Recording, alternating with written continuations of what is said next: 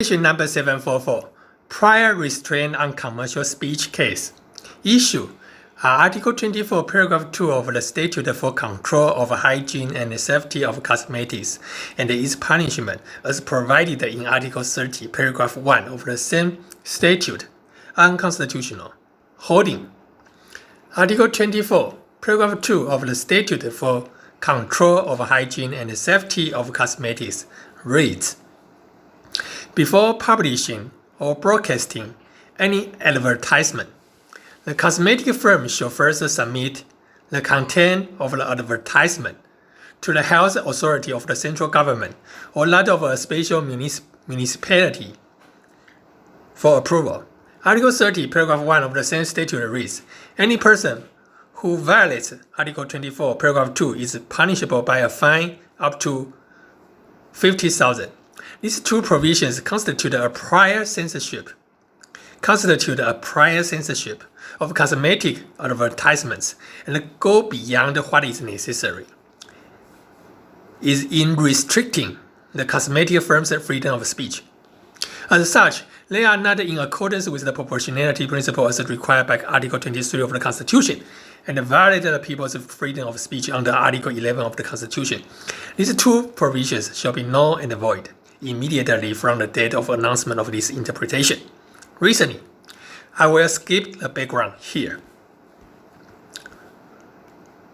The purpose of freedom of speech is to ensure the free flow of information, to provide people with opportunities to obtain ample information and to pursue self-realization.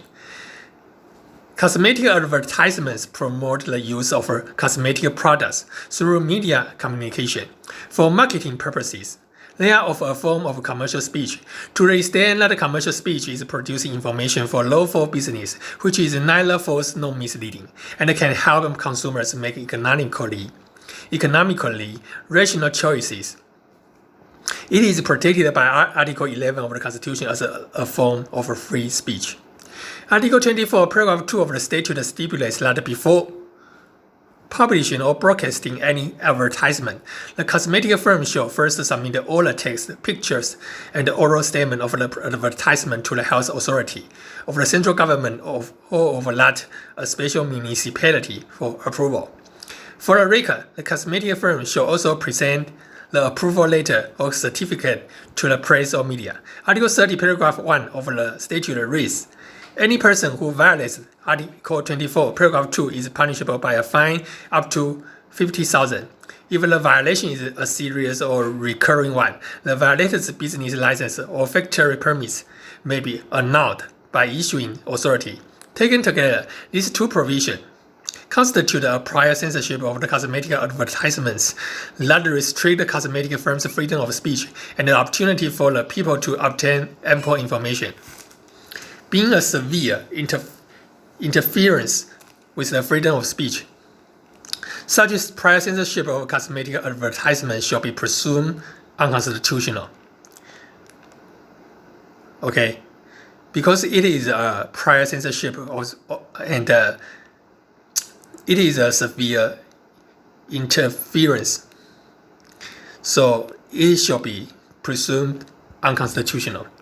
The provision at issue can be otherwise regarded as permissible under constitutional principle of proportionality and the constitutional guarantee to the freedom of speech if and only if there is a legislative record that is sufficient enough to support the finding that the prior censorship of cosmetic advertisement is directly connected and absolutely necessary. Is directly connected to and absolutely necessary for the advertisement of compelling public interest in preventing direct, immediate, and irreparable harms to the people's life, bodily integrity, and health, and the people are afforded with the opportunity to seek prompt judicial remedy. Cosmetics are defined as a substance to be applied externally on the human body for the purpose of freshening hair or skin, and stimulating the sense of smell, covering body odor, promoting attractiveness, or altering the appearance, The National Health Authority is further authorized to make public the scope and category of cosmetics. In other words, cosmetics are not for oral digestion. In addition, all of the cosmetics listed in the table on the scope and category of cosmetics are announced by National Health Authority are the ordinary product for daily use. The most likely legislative purpose of this provision at issue therefore is to prevent obscene, immoral, false, or exaggerated advertisement from being published or broadcasted, so as to maintain body more and to protect consumers' health as well as other lawful interests that are deemed relevant. This has to do with the protection of public interest, to be sure, but since cosmetic advertisements are aimed at attracting consumers to purchase the advertised product and do not pose the direct or imminent or immediate threat to the people's life, bodily integrity, or health, it is difficult to argue that the purpose of a censorship of the advertisement in advance is to prevent direct, immediate, and irreparable harms to the people's life, bodily integrity, and health. And since the provision at issue cannot be said to be aimed at protecting any compelling public interest, there exists no direct and absolutely necessary connection between restriction imposed by prior censorship of the provision at issue on cosmetic freedom of speech and the consumer's access to full information on the one hand, and any compelling public interest on the other hand. According to the existing law, cosmetics are divided into two major categories: ordinary cosmetics and cosmetics containing drug ingredient. Cosmetics containing drug ingredient are for such use as sun screening, hair dyeing, hair perming, minimizing sweating and other, and skin whitening, acne prevention, skin moisturizing, preventing bacterial infection, teeth whitening, etc. Although they could produce greater impact than ordinary cosmetics on people's life, bodily integrity, and health, it is inconceivable that their advertisement would pose direct threat to people's life, bodily integrity, or health.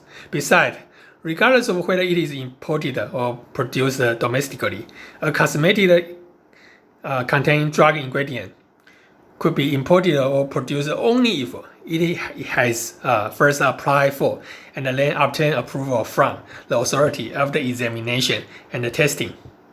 Any cosmetic containing drug ingredient must list the ingredient, usage, dose, and other information as required by National Health Authority on its label, leaflet, and package in the same manner as what is required for any ordinary cosmetic.